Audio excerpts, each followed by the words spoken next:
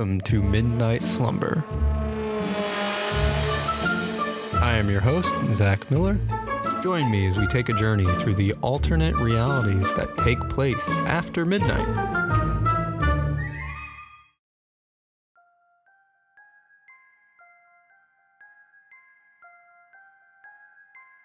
This week, our adventurer finds himself lost during a blizzard. However, he is not the only one who is stranded. Enjoy the story, Mountainside Rescue.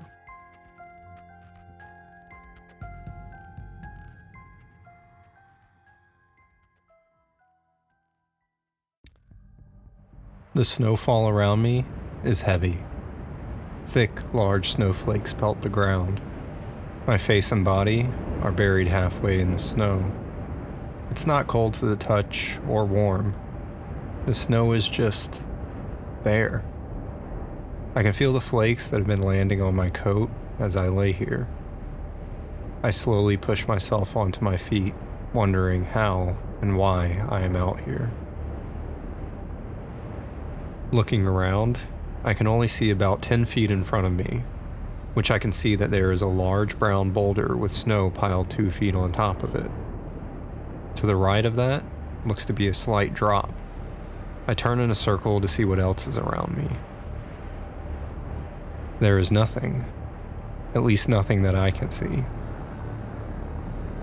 I make my way towards the boulder where the ground slopes downward. The snow crunches under my feet, and the wind grows stronger the closer I get to the boulder.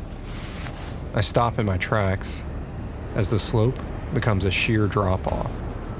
It's too far down for me to see the bottom, and I know it's not worth the risk to make the jump.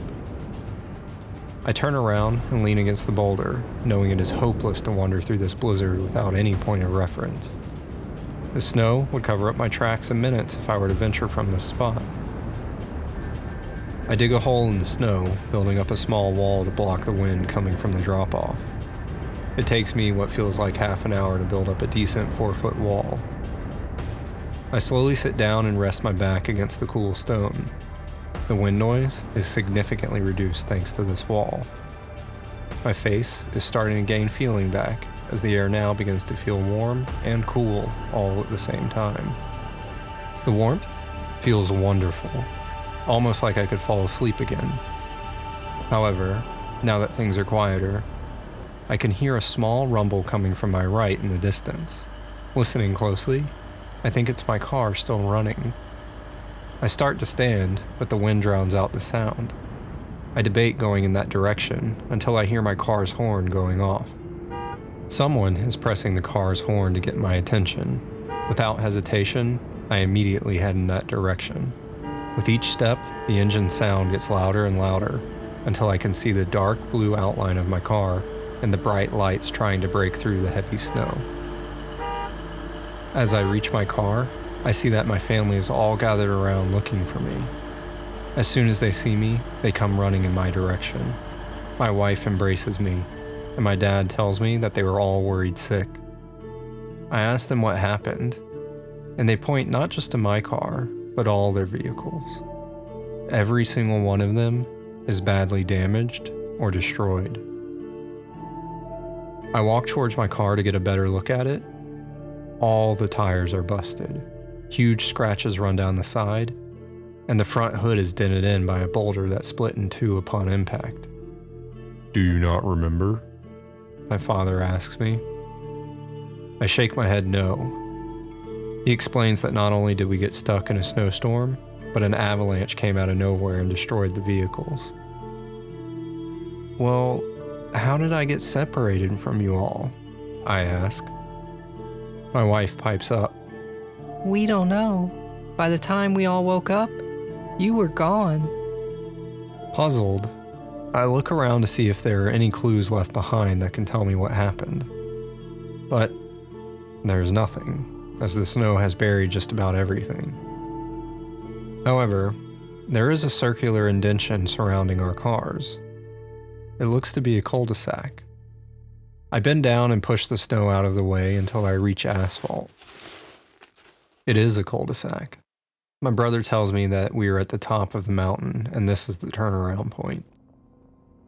Does anyone know how high up we are? I ask. We're not sure, my brother says.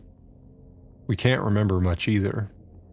The disappointment on his and everyone's faces tells me that this statement is true. We have no recollection of what has happened. I tell everyone to begin scavenging for supplies as I look around the perimeter to see what else may be just out of view. My brother stands at the edge of the road and watches me go out until I am barely visible. We both circle to the right, making a sweep of things.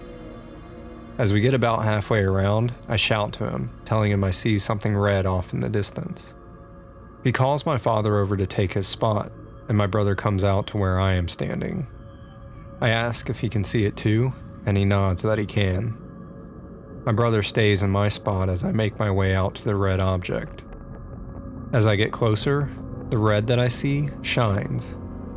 I can tell that this small red area that I am seeing is buried underneath a good amount of snow. It has a familiar shape, and once I am within a few feet of it, I realize the object is big. I wipe some of the snow away, and as I do, it causes a lot of the snow to fall, almost burying me in it. I push myself back up, knocking the snow off me, and I am filled with joy as I see the gift that stands before me. A massive monster truck with a normal truck's body rests in the snow. Everything on it looks pristine and untouched. There is no damage anywhere. I climb up onto the front tire, and to my surprise, the driver's side door opens. I climb in and shut the door to block out the cold. It's warm in here, and it's big enough for maybe 2 or 3 people at most. The driver's seat is covered in a lovely black leather, and laying across the dashboard is the key. I grab the key and turn it in the ignition, hoping it will start. The engine roars to life, and I can hear my brother shout for joy even over the noise. Driving back towards the group, I feel invincible in this. I make it back in just a few seconds, and I can see everyone is relieved to see what we have. I tell them that we only have room for 3 people inside, and 2 more if they sit on the back, which doesn't cover everyone, as there are 10 of us. We decide that my dad's car is the least damaged. We tie a rope that we found around the back of the truck and tell everyone else to get in the SUV, as I am going to tow it down the mountain. We decide to stick to the road as best we can. I follow what little road outline there is back down. I take it slow so that if I need to stop, the SUV will be able to stop quickly. Plus, with the denseness of the snow, I am unsure what is underneath us. It's not long before we have traveled far enough down that the visibility drastically clears up. The snow is much lighter now, and I can tell it's daytime, probably early morning. However, we come upon a gated fence blocking the road. The fence is almost as tall as this monster truck, and has barbed wire running across the top. The sign on the gate is written in a language that I have never seen. Massive trees are off to our right, as a sheer cliff upward is on our left. A roar rings out throughout the mountainside, causing a chill to run down all our spines. Whatever made that noise is not friendly. I turn the wheel as hard as possible and head towards the woods to get us out of here. There is bound to be a way down this mountainside, as I can see the trees are leading to somewhere further down. We travel far and avoid a lot of the stumps on the way, but we soon reach a point where there are only cliffs on either side of us. I stop the truck and hop out to look around. We all walk around the plateau's edge and realize there is a street and beach down below. It's not that far down, but the drop is steep, and with traffic going back and forth, it's not the safest place to land. The roar is louder this time, meaning the creature must be getting closer. We hop back in our vehicles, and I start to drive alongside the edge, hoping for a way down. Unfortunately, one part of the ledge is soft and gives way to our weight.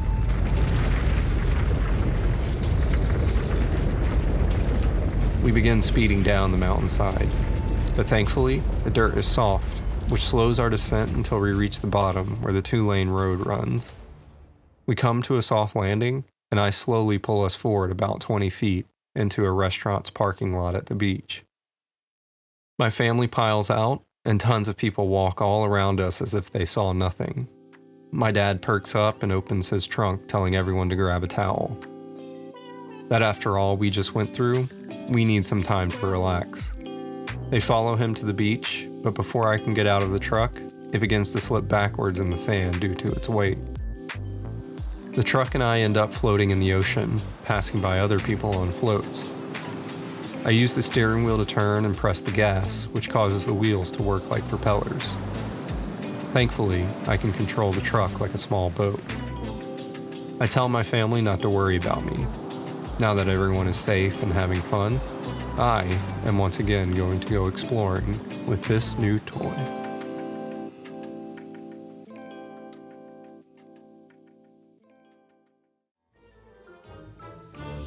Thank you for listening to tonight's episode.